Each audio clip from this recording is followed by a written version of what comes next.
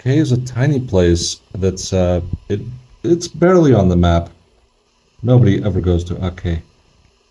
Okay, here we have part of the northern group that's in this hacienda that I don't have access to at the moment. I'll see if there's someone home. But here you have some ruins of a very large temple with what you call typical Ismaleño architecture, Izamal style architecture, which has these large megalithic stones. That's the one aspect of it. And also these overhangs that create niches like that. And there probably would have been some kind of statue there at some point in ancient times. And if we walk over here to this side of the pyramid, then you can see that it forms a plaza. And over there as well, there's these giant megalithic stones. A church has been built on this other pyramid here, and there's a courtyard there. I'm going to see if I can get access to that. Mule of Ake. Hello, Mule. How are you today? It seems that I don't see any entrance to this hacienda. There's signs saying it's closed off, but there's some more pyramid sites. Hopefully I can get closer. Oh, and here's another. I think that's a mule. Hello, mule. Tours. Okay. This is like Santa's workshop. Over there we have a henequen factory. That's a type of rope that is made in this corner of the Yucatan. It's still active. It seems that there's nobody here. The gate was open though. Jose Martinez, who's named on the sign, is not answering his phone.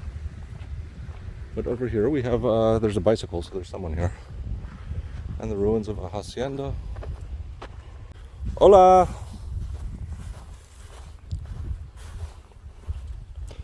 There's a motorcycle over there.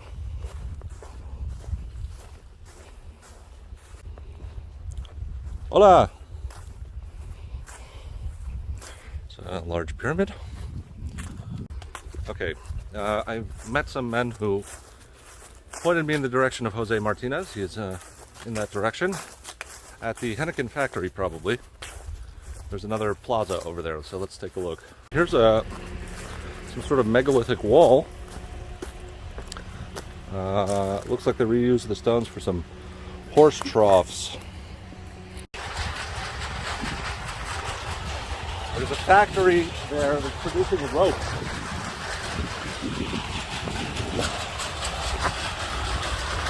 You can see there's some bundles of rope there. More pyramids here. This is part of the plaza that's on this rope factory, but it's not accessible.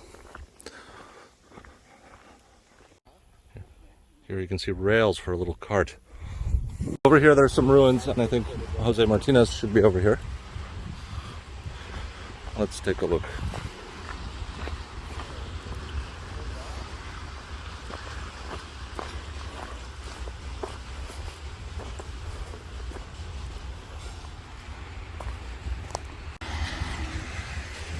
Okay, we're on the search for Jose Martinez.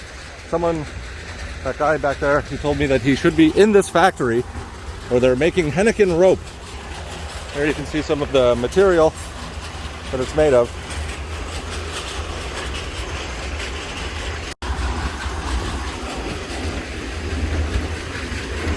More ruins that way. Okay, so he's offering me a tour of his rope factory that takes 2 hours, which I don't really want to do, although it seems interesting. But there's other sites I want to visit. But we can take a look over here. This is one of the main pyramids.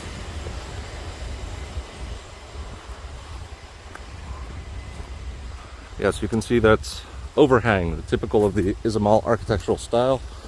Huge stones, huge structure. And here's a round structure that resembles industrial pits that were used by the Maya for certain processes. So this may have been a factory for more than 1,000 years.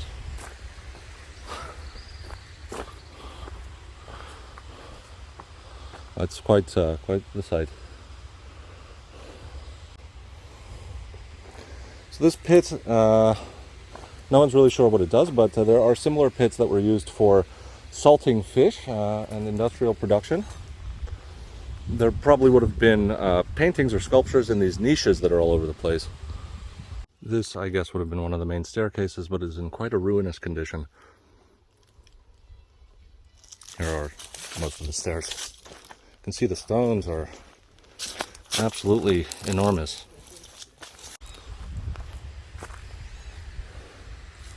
Over there are some deer. Oh, no? Okay, here we are in the central plaza, and there's the rest of that structure I was just showing you. There's the ticket booth I had to pass through. You can see it has this very round architecture, typical of Uxmal and the western side of the Yucatan Peninsula, as well as this stonework, very similar to what you see in Izamal. And once again, these niches that probably would have contained sculptures or perhaps some sort of murals or stucco decorations, which are gone now. Okay, here we have a person for scale. Each step here goes up to my knee. These are absolutely massive stairs. The only way that you can really, you have to climb up them. Like, I feel so tiny. You can see some people on the top there to give you a sense of the scale of this place.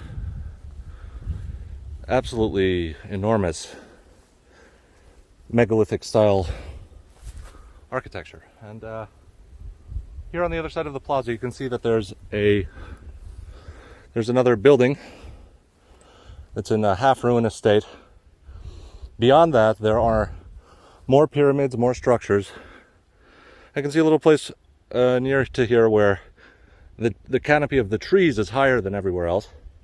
That's probably a pyramid underneath there as well. Here on the top of the site, there's unexcavated buildings that seem to have collapsed in on themselves. Probably they would have had roofs. Here's some kind of wall that's still left.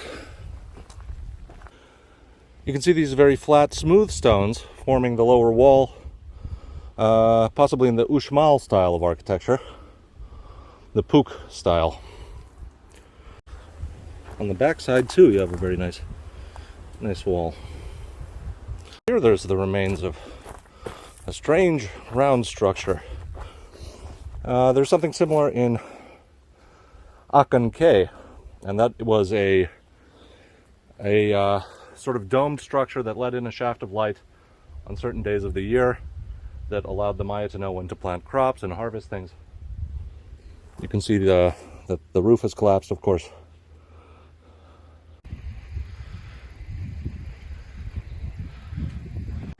There's a view of the factory, and it continues over there.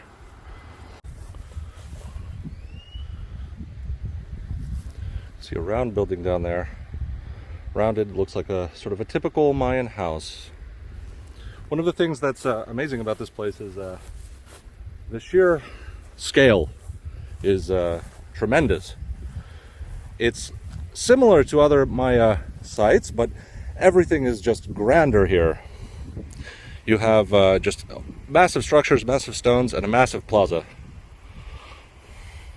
There is the main pyramid. There's some people for scale to give you a sense of how large it is, because these stairs are absolutely enormous. Enormous stones. They look like they're at least a meter wide. And the stairs look like they're very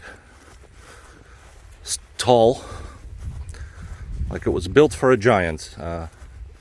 This is a unique structure on top with the columns. This would have been the largest roofed building in the Maya world. It's a bit difficult to grasp the scale. This would have been the largest roof in the Maya world, I have read, although there was an area with lots of columns in Chichen Itza that also had very large roofs. But this one is from the classic period.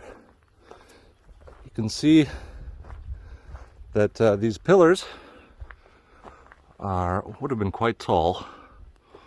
And they would have held up wooden beams, probably also enormous ones, and a thatched roof. So this would have been a very large structure up here, possibly used for feasts.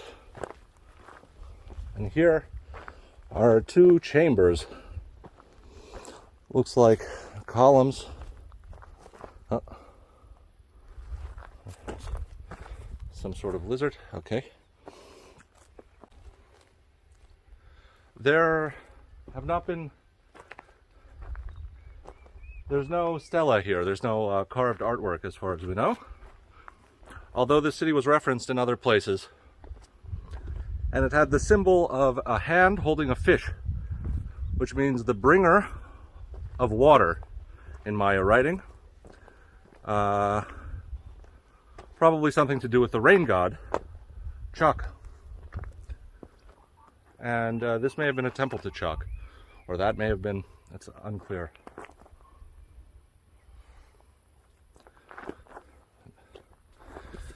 It's now called Ake. That's the name of the modern town.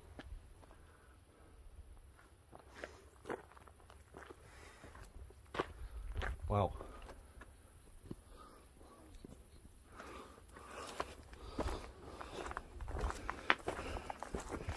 Such a huge space. I can imagine there being tremendous feasts up here in this grand hall. Some sort of large event space.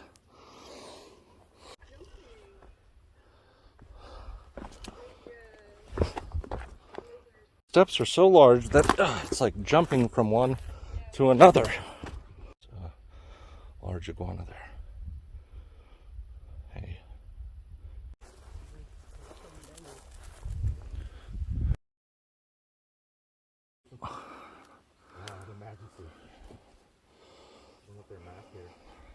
There's a bench in this room, and you can see that there's pretty solid walls surrounding me, and when someone speaks in there, it's an acoustic feature. You can hear very clearly at the bottom of the staircase.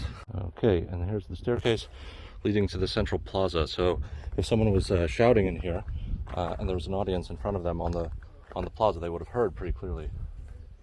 This one has at least relatively normal stairs.